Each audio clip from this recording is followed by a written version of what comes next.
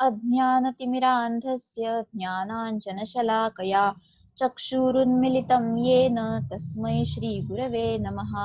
वाक्यकारं वररुचिं भाष्यकारं पतञ्जलिं पाणिनिं सूत्रकारं च प्रणतोऽस्मि मुनित्रयम्। अनादिनिधनं ब्रह्म शब्दतत्त्वं यदक्षरं विवर्तते अर्थभावेन प्रक्रिया जगतो यतः।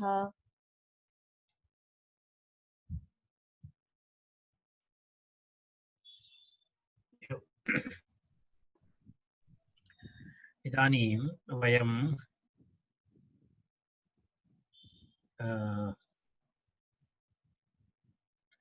सप्तदशका न कियत्पर्यन्तम् अभवत् यथार्थ अति इदमाद्यं पतस्थानं सिद्धिसोपानपर्वणाम् आम् इयं सा मोक्षमाणानाम् अचिह्मा राजपद्धति इति पर्यन्तं वयं दृष्टवन्तः।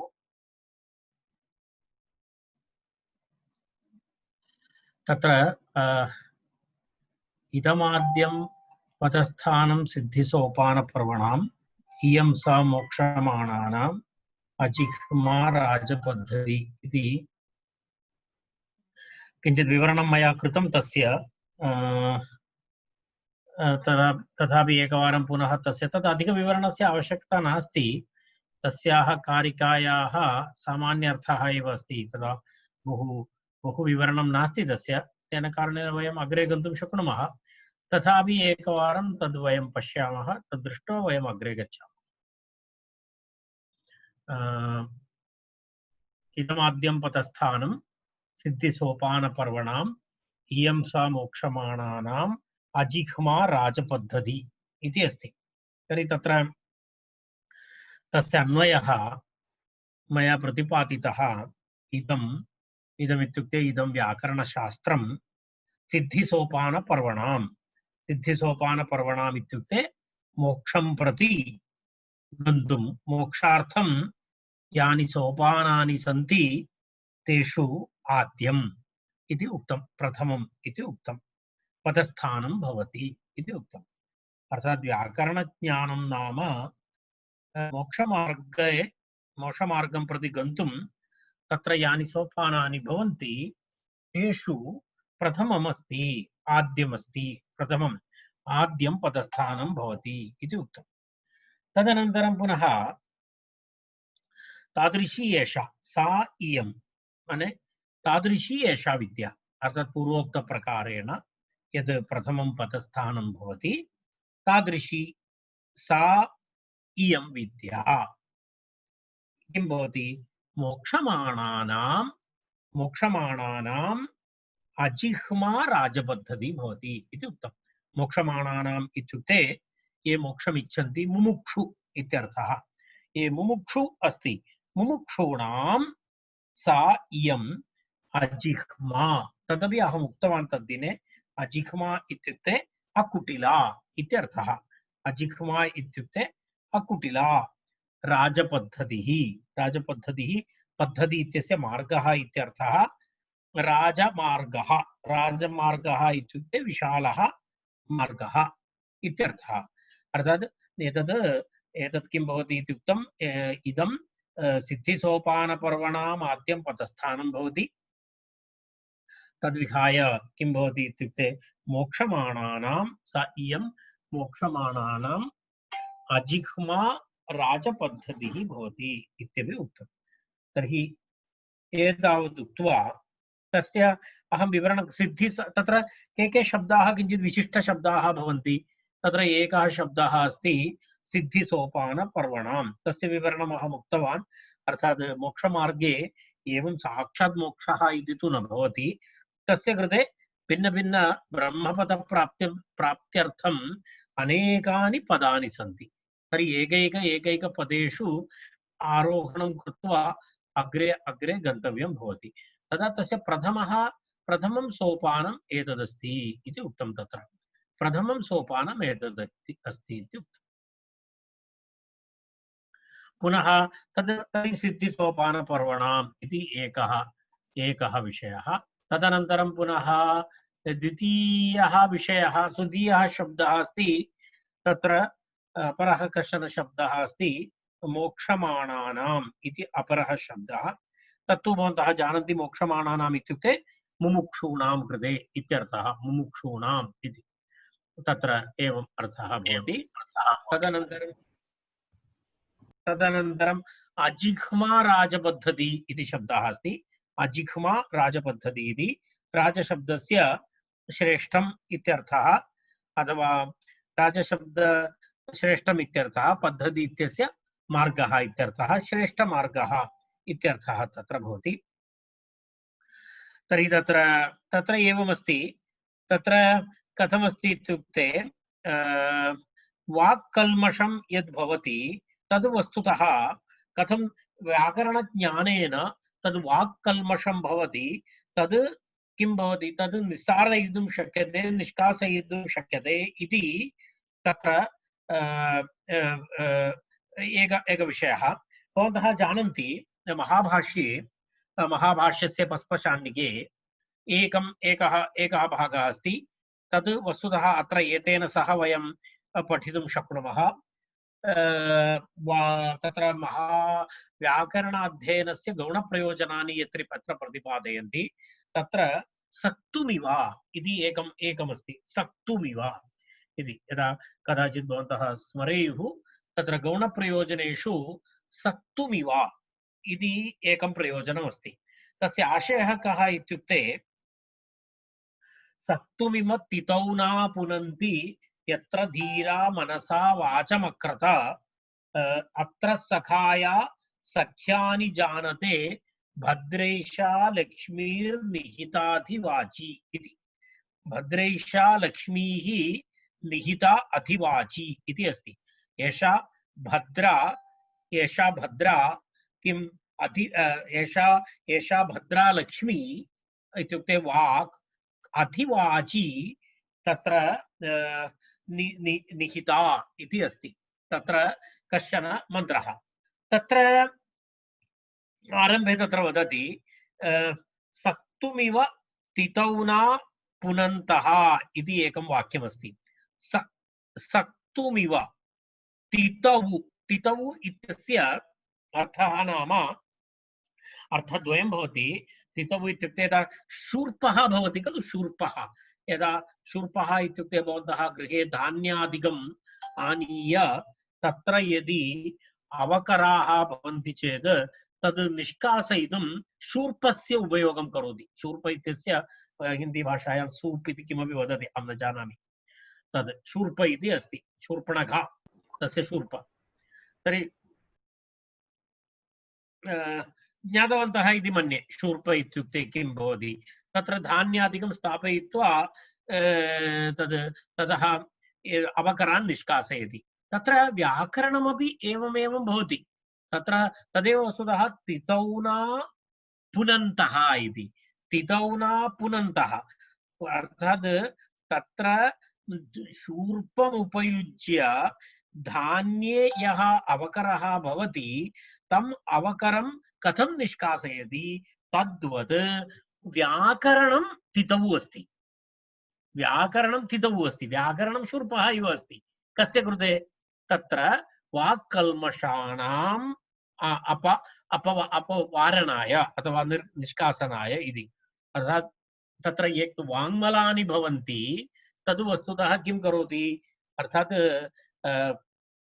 तत्र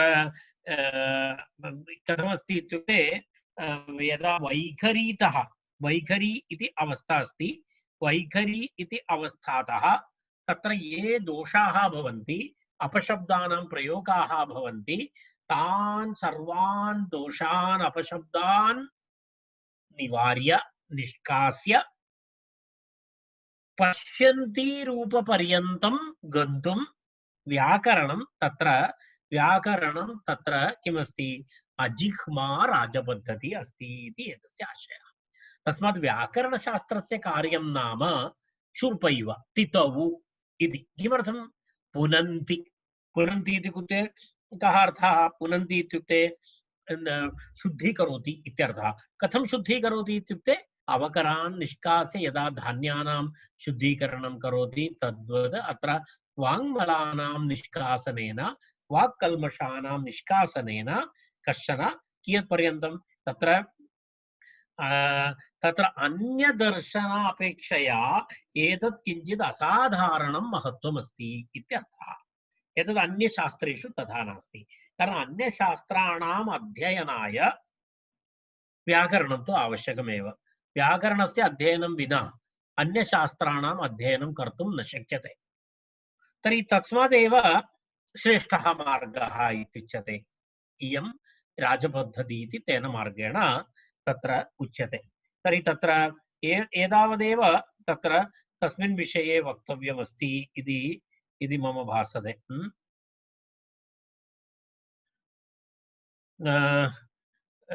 इत्युक्ते तस्य आशयः सामान्यतः इदानीम् अहं प्रतिपादितवान्। पुनरेकवारं पश्यामः। सिद्धिसोपानपर्वणां सिद्धिः मोक्षः, तस्य या अन्तरालावस्था अस्ति अत्र अस्ति तत् प्राप्तौ। तदनन्तरं पुनः द्वितीयः तत्र शब्दः इदम् आद्यं पदस्थानं सिद्धिसोपानपर्वणाम् इयं सा मोक्षमाणानाम् इति मुमुक्षूणां सा इयम् अजिह्वा अकुटिला राजपद्धति राजमार्गः इत्यर्थः। एतावदेव अस्मिन् विषये अस्य कारिकायाः विषये मया प्रतिपादनीयमस्ति इति मन्ये। अन्वयः तु मया उक्तः भवद्भिः सर्वैः लिखित्वा स्थापितवन्तः इति अहं चिन्तयामि। यदि कस्यापि तथा नास्ति चेत् एकवारं पुनरपि उक्त्वा अग्रे गच्छामः। इदमाद्यम् इदं सिद्धिसोपानपर्वणाम् आद्यं पदस्थानं भवति। सा इयं विद्या मोक्षमाणानाम् अजिह्मा राजपद्धतिः अस्ति इति एतावदेव तत्र वक्तव्यमस्ति। एकवारं वयं कारिकाम् अथवा श्लोकं पठित्वा अग्रिमश्लोकं प्रति गच्छामः। इदमाद्यं पदस्थानम्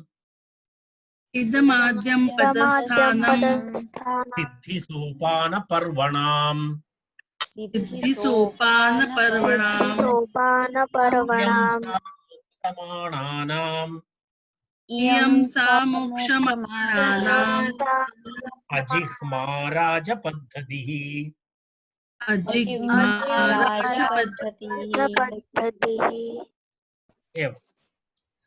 अग्रिमा कारिका अस्ति। एतत् इदानीम् अहं पठामि, अनन्तरम् अवतारिकां वदामि। प्रथमम् अहं कारिकां पठामि, भवन्तः अपि पठन्तु। अत्रातीतविपर्यास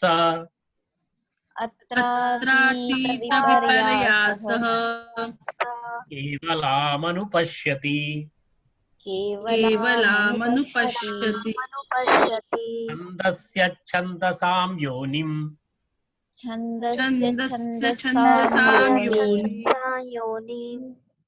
आत्मा छन्दोमयीं तनुम्।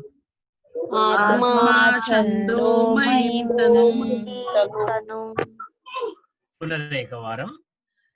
अत्रातीतविपर्यासः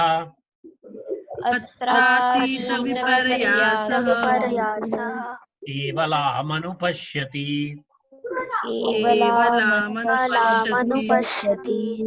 छन्दस्य छन्दसां योनिम्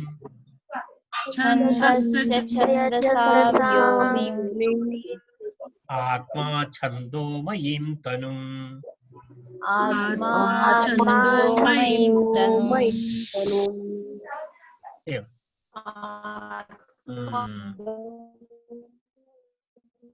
अस्तु, इदानीं तत्र एतस्य कारिकायाः किञ्चित् वयं अवतारिकां पश्यामः।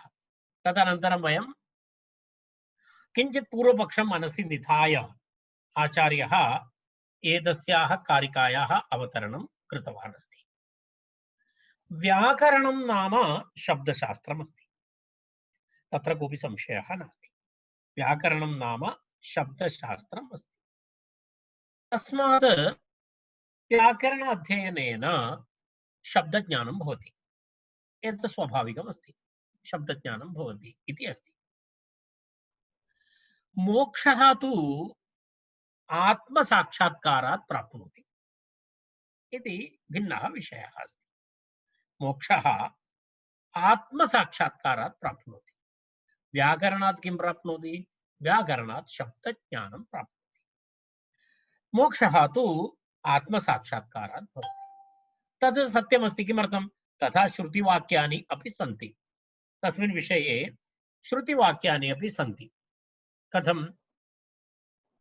तत्र उच्यते आत्मा आत्मा वा अरे द्रष्टव्यः, श्रोतव्यः, मन्तव्यः, निदिध्यासितव्यः इति। अर्थात् येन केनापि यदा मोक्षप्राप्तिनिमित्तं तत्र किम् आवश्यकं भवति? तदर्थं तु प्रत्यगात्मसाक्षात्काराय अथवा मोक्षहेतुत्वं नाम कुतः भवति? आत्मा वा अरे द्रष्टव्यो, मन्तव्यो, निदिध्यासितव्यो वा इति श्रुत्या वयम् अवगन्तुं शक्नुमः। अर्थात् यस्य कस्यापि मोक्षे इच्छा अस्ति, यः कोऽपि वा मुमुक्षु अस्ति, तेन किं करणीयं? तेन आत्मा द्रष्टव्यः, आत्मा मन्तव्यः, आत्मा निदिध्यासितव्यः। अर्थात् तेन आत्मनः ध्यानं करणीयं विषये, तेन सह आत्मा द्रष्टव्यः अस्ति, आत्मा चान्तव्यमस्ति। तर्हि इति श्रुतिवचनमस्ति। तर्हि एवं श्रुतिवचनं मोक्षाय भिन्नमस्ति। व्याकरणस्य लक्ष्यं, व्याकरणकार्यं तु शब्दज्ञाननिमित्तमस्ति इत्यस्य अस्ति चेत् तर्हि कथं व्याकरणं मोक्षहेतुत्वं भवितुमर्हति? कथं व्याकरणस्य मोक्षहेतुत्वम् इति प्रश्नः। अर्थात् तत्र वस्तुतः व्याकरणं मोक्षहेतुः भवितुं न अर्हति इति पूर्वपक्षः। इति एतं पूर्वपक्षं मनसि निधाय आचार्यः एतस्याः कारिकायाः आरम्भं करोति। अर्थात् व्याकरणस्य मोक्षहेतुत्वं प्रतिपादयितुम् आरभते अत्र। पुनरपि एकवारं वस्तुतः एषः विषयः वारं वारं वदति, कारणम् एतत् भिन्नभिन्नपूर्वपक्षं स्वीकृत्य आचार्यः कारणम् एतत् पूर्वपक्षम् अवतारिकारूपेण उपस्थापयति। अर्थात् तत् पश्यतु, ननु आत्मा वा अरे द्रष्टव्यः, मन्तव्यः, निदिध्यासितव्यः। कारण यस्य कस्यापि मोक्ष इच्छा अस्ति तेन आत्मा द्रष्टव्यः, अनन्तरं मन्तव्यः, निदिध्य ध्यानं तस्य करणीयम् इति श्रुत्या प्रत्यगात्मसाक्षात्कारस्यैव मोक्षहेतुत्वश्रवणात्। पश्यतु, मोक्षहेतुत्वं नाम प्रत्यगात्मनः साक्षात्कारः। प्रत्यगात्मनः साक्षात्कारः नाम परमात्मनः साक्षात्कारः। मोक्षहेतुत्वश्रवणात् शब्दसाक्षात्कारसाधकस्य व्याकरणस्य कथं मोक्षहेतुत्वं? व्याकरणपठनेन किं भवति? व्याकरणपठनेन शब्दज्ञानं भवति, शब्दसाक्षात्कारः भवति। शब्दसाक्षात्कारसाधकस्य व्याकरणस्य कथं मोक्षहेतुत्वं, तस्य कथं मोक्षहेतुत्वं भवति इति आशङ्क्य शब्दस्यैव प्रत्यगात्मरूपत्वप्रदर्शनेन, पश्यतु, प्रत्यगात्मप्रदर्शनं शब्दस्यैव कार्यं, शब्दद्वारा एव तद्भवति। शब्दस्यैव प्रत्यगात्मरूप प्रदर्शनेन व्याकरणस्य मोक्षहेतुताम् आह। व्याकरणस्य मोक्षहेतुताम् इदानीम् आचार्यः अनया कारिकया प्रतिपादयति इति। अत्रातीत विपर्यासः केवलाम् अनुपश्यति छन्दस्य छन्दसां योनिम् आत्मा छन्दोमयीं तनुम् इति कारिका। तत्र पदच्छेदं पश्यामः। अत्र अतीत विपर्यासः, अत्रातीत विपर्यासः इति अत्र पदद्वयम्। अत्र अतीत विपर्यासः केवलाम् अनुपश्यति छन्दस्य छन्दस्यः इति प्रयोगः छन्दस्यः इति छन्दस्यः पुनः किमस्ति छन्दस्यः छन्दसां योनिम् आत्मा छन्दोमयीं तनु इति पदच्छेदः पुनरेकवारम् अत्र अतीत विपर्यासः केवलाम् अनुपश्यति छन्दस्यः छन्दसां योनिम् आत्मा छन्दोमयीं तनु इति पदच्छेदः पदच्छेदानन्तरं वयं तत्र एवं पश्यामः एतस्य अन्वयार्थं पश्यामः अन्वयार्थः एवं भवति अत्र अत्र इत्युक्ते व्याकरणशास्त्रे इत्यर्थः अत्र इत्यस्य व्याकरणशास्त्रे इत्यर्थः व्याकरणशास्त्रे व्याकरणे व्याकरणशास्त्रे अतीत विपर्यासः इत्युक्ते भ्रमः इत्यर्थः विपर्यासः इत्युक्ते भ्रमः कीदृशः भ्रमः तत्र पश्यतु अतीत विपर्यासः इति शब्दः अतीतः नाम नष्टः इत्यर्थः अतीतः नाम नष्टः संशयरहितः इत्यर्थः यस्य अतीतः विपर्यासः नष्टः भ्रमः यस्य सः इत्युक्ते यः सम्यक् ज्ञानवान् इत्यर्थः अतीत विपर्यासः इत्युक्ते सम्यक् ज्ञानवान् तस्य तादृशः यदा वयम् एतत् कीदृशः भ्रमः भवति कारण यस्य शब्दे ज्ञानं नास्ति तर्हि सः तु अवगन्तुमेव न शक्नोति कारण विपर्यासम् इत्युक्ते भ्रमः अस्ति तर्हि भ्रमं यः भ्रमस्य अतिजीवनं करोति यः भ्रमम् अतिजीवति अर्थात् यः अतीतः भवति सः वस्तुतः अतीत विपर्यासः भवति अर्थात् तेन किं भवति यदा वयं कथं भवति इत्युक्ते तदा वयं पूर्वमेव उक्तवन्तः भ्रमः कीदृशः भवति इति स्थूलपृषदीम् अनड्वाहीम् आलभेत इति वयं पूर्वम् उक्तवन्तः तत्र भ्रमः भवितुमर्हति समासे भ्रमः भवितुमर्हति प्रकृतिप्रत्ययेषु भ्रमः भवितुमर्हति बहुषु विषयेषु भ्रमः भवितुमर्हति शब्दे कारणं तद् वयं पूर्वम् उक्तवन्तः तत्र असन्देहः इति व्याकरणाध्ययनप्रयोजनं स्थूलपृषदीं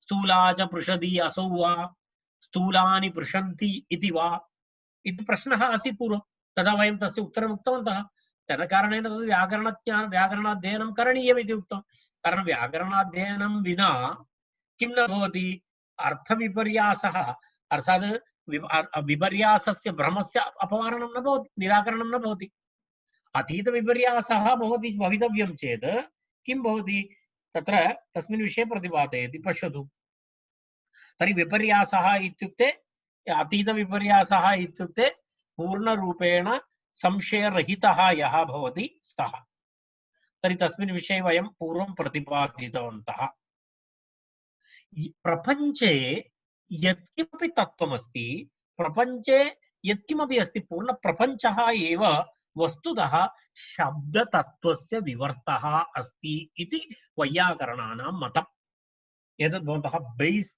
मध्ये स्थापयन्तु व्याकरणदर्शनानुसारं बुद्ध्या एव एतस्य शब्दस्य प्रयोगं कृतवान् व्याकरणदर्शनानुसारं कारण वाक्यपदीयम् इति ग्रन्थः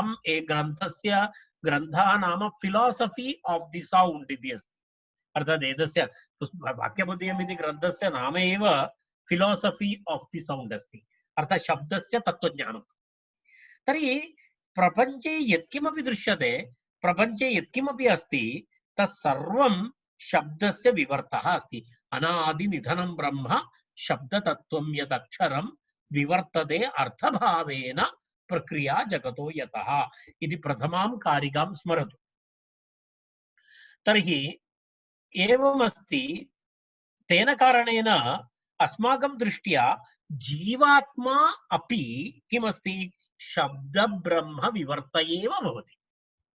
जीवात्मा परमात्मा इति अस्ति। यत्र जीवात्मा इति प्रपञ्चे यत् जीव तत्त्वमस्ति तत् परमात्मा इति प्रत्यगात्मा वयं जानीमः। तर्हि अस्माकं दृष्ट्या जीवात्मा इत्युक्ते शब्दब्रह्मणः विवर्तः अस्ति।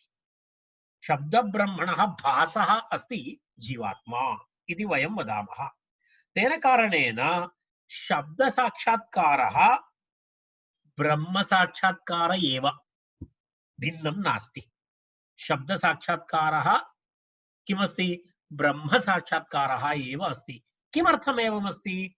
पूर्वमेव उक्तवान्, प्रपञ्चे यत्किमपि जीवरूपाणि सन्ति, जीवात्मा अस्ति, तद् वस्तुतः तद् अनन्तरं तद् शब्दब्रह्मणः विवर्तः एव अस्ति इति अस्माकं सिद्धान्तः। तेन कारणेन शब्दसाक्षात्कारो नाम ब्रह्मसाक्षात्कारः एव अस्ति।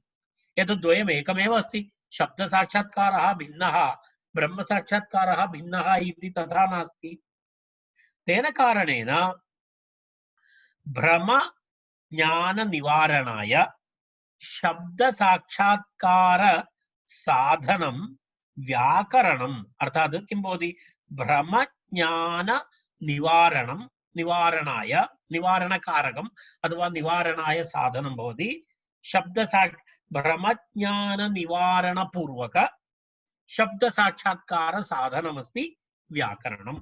अर्थात् तत्र पूर्णरूपेण भ्रमज्ञानस्य निवारणं भवति, शब्द साक्षात्कारः भवति, तस्य साधनमस्ति व्याकरणम्।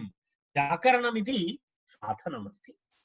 कस्य साधनमस्ति? शब्द साक्षात्कारस्य साधनमस्ति। शब्द साक्षात्कारः साध्यमस्ति, तस्य कृते तत् प्राप्तुं साधनमस्ति व्याकरणम्। तर्हि तदेव व्याकरणं ब्रह्म साक्षात्कारस्यापि साधनं भवति इति अस्माकं मतम्। शब्द साक्षात्कारः ब्रह्म साक्षात्कारः समानः।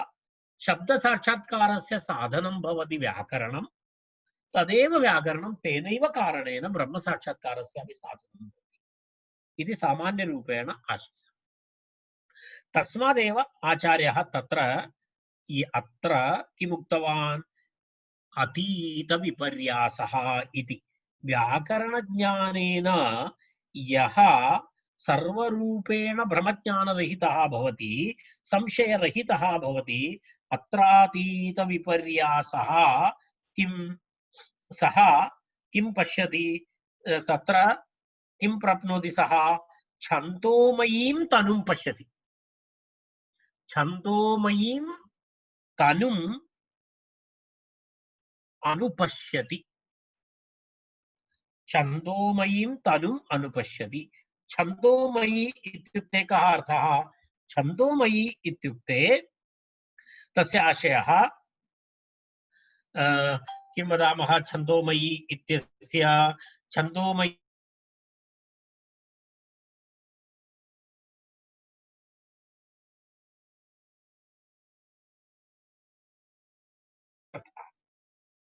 शब्द ब्रह्म स्वरूपां तनुम्। तनुम् इत्युक्ते तनुम् इत्यस्य अत्र अर्थः अस्ति सूक्ष्म स्वरूपाम् अथवा नाद शरीराम् इत्यर्थः। नाद ब्रह्म इत्यपि उच्यते। शब्द ब्रह्मणः नाद ब्रह्म इत्यपि उच्यते। तेन किं पश्यति सः? यः अतीत विपर्यासः छन्दोमयी तनुं किं करोति? अनुपश्यति इत्यर्थः। छन्दोमयीं तनुम् अनुपश्यति, अर्थात् नाद शरीरम् अथवा शब्द ब्रह्म स्वरूपं तनुं नाद शरीरं पश्यति, अनुपश्यति। अत्रातीत विपर्यासः किं करोति इति उक्तं? छन्दस्य अत्र अतीत विपर्यासः एव। अत्र अतीत विपर्यसः एव किं पश्यति छन्दोमयीं तनुं पश्यति अनुपश्यति इत्यर्थः अन्य अन्यपि विशेषणानि सन्ति तत् किं किम् अस्ति इति पश्यामः छन्दस्यः छन्दस्यः नाम छन्दसे वेदाय हितः इति छन्दस्यः छन्दस्यः इति तत्र छन्दस्यः इति वेदाय हितः इत्यर्थः इत्युक्ते वेदग्रहणसमर्थः इत्यर्थः छन्दस्यः छन्दस्यः वेदहित यः वेदहितः भवति अथवा किं वदामः वयं वेदग्रहणसमर्थः भवति सः इति अर्थात् तत्र छन्दस्यः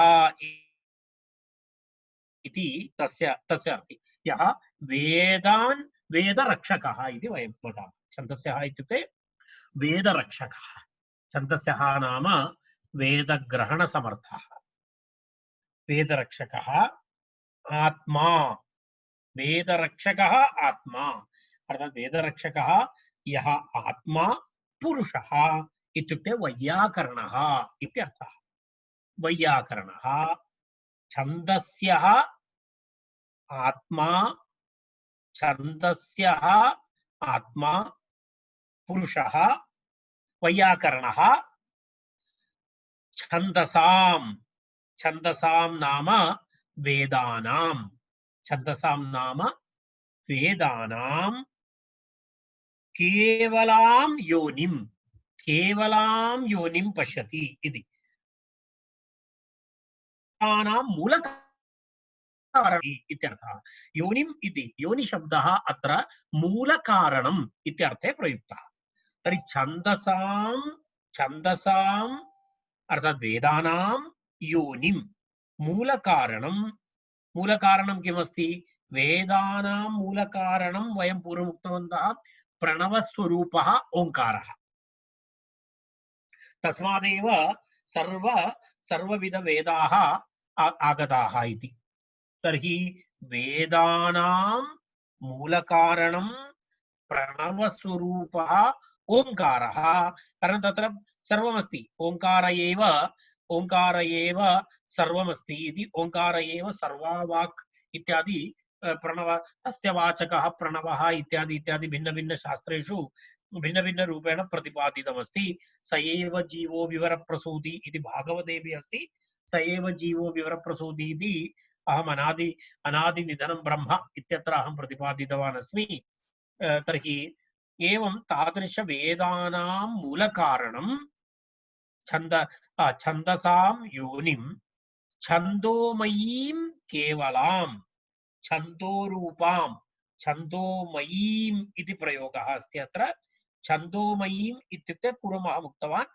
शब्दब्रह्मस्वरूपं छन्दोमयीं तनुं पश्यति इति अत्र वस्तुतः छन्दोमयीम् इत्यत्र तस्य वेदप्राशस्त्यं प्रतिपादयति छन्दोमय शब्दः छन्दोमय मयट् प्रत्ययः अस्ति तत्र मयट् प्रत्ययः अस्ति छन्दशब्दात् मयट् इति प्रत्ययः भवति मयट् प्रत्ययः अत्र प्राशस्त्यं दर्शयति वेदस्य महत्त्वं दर्शयति तत्र तेन कारणेन किमस्ति तत्र छन्दोरूपाम् इति सूक्ष्मां छन्दोरूपां सूक्ष्मां केवलाम् इति केवलाम् अनुपश्यति इत्युक्ते कः अर्थः केवलाम् इत्युक्ते पूर्णरूपेण सत्यस्वरूपां निजस्वरूपाम् इति केवलशब्दः तत्र भिन्नभिन्नदर्शनेषु प्रयुक्तः अस्ति केवलशब्दस्य प्रयोगः सांख्यन योग कैवल्यम् इति अस्ति खलु योगशास्त्रे कैवल्यम् इत्युच्यते कैवल्यम् इत्युक्ते वेदान्तेषु मोक्षः इत्यर्थः तदेव अत्र कैवल्यम् इत्युक्ते तत्र मोक्षः इत्युच्यते तर्हि केवलाम् इत्युक्ते निजरूपां योनिं छन्दोमयीं तनुं अनुपश्यति। कः अनुपश्यति? अत्र अतीत विपर्यासः। अतीत विपर्यासः छन्दोमयीं तनुं किं करोति? अनुपश्यति। अन्ये द्रष्टुं न शक्नुवन्ति। तर्हि अतीत विपर्यासः एव केवलम् अनुपश्यति। विपर्यासेन सह कोऽपि द्रष्टुं न शक्नोति परमात्मानं। अवगन्तुं अर्थात् तत्र एतत् न भवति। यदा स महता देवम् आविवेश इति यद् वदति खलु, महत महादेवेन सह सायुज्यं भवतु इति जीवात्मा परमात्मा ऐक्यम् इति उच्यते। तद् वस्तुतः सर्वे कर्तुं न शक्नुवन्ति। यस्य भ्रमः दूरीकृतः भवति स एव गन्तुं शक्नोति, अन्यः गन्तुं न शक्नोति। अत्र अतीतविपर्यासः। तर्हि अतीतविपर्यासः कथं भवति? अतीतविपर्यासः तु वैयाकरणः एव भवितुमर्हति। अन्ये कथं भवितुमर्हन्ति? एकनिमेषः।